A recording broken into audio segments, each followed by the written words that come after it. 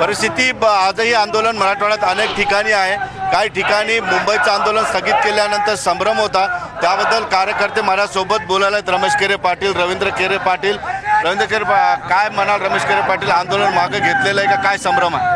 आंदोलन अजिबात आम्ही मागे घेतलेलं नाही आहे। जोपर्यंत आमच्या मागण्या मान्य होत नाही तोपर्यंत अजिबात आंदोलन मागे आम्ही घेणार नाही आणि कोणी अफवा फैलू नये आणि अफवांवर कोणी विश्वास ठेवू नये। रवींद्र काळे पाटील आपल्यासोबत। पाटील, काय आता रणनीती ठरलेली आहे? पूर्ण आंदोलन हे पुढे चालूच राहणार? सर्वप्रथम मी आपल्याला सांगू इच्छितो की ठिय्या आंदोलन आम्ही खऱ्या अर्थानं परळीहून सुरू केलेलं आहे आणि दुसरं सेंटर औरंगाबाद, असे 2 सेंटर आम्ही प्रमुख केले आणि या 2 सेंटरवरून सगळीकडे मेसेज आम्ही फॉरवर्ड करतोय। आपण पाहिलं असेल, काल सर्व जिल्ह्यांनी बंद पाळून, उत्स्फूर्त बंद पाळून आता संभ्रम जो आहे कार्यकर्त्यांमध्ये, मुंबईचं आंदोलन स्थगित केल्यानंतर भूमिका काय राहणार? ती मुंबईपुरती मर्यादित भूमिका असू शकते, परंतु महाराष्ट्रामधलं जे आंदोलन चालू आहे, ठिय्या आंदोलन, ते चालू असणार आहे। अफवावर कोणी बळी ठेवू नये आणि काही सरकारचे हस्तक दलाल या अफवा जाणीवपूर्वक पसरवत आहेत।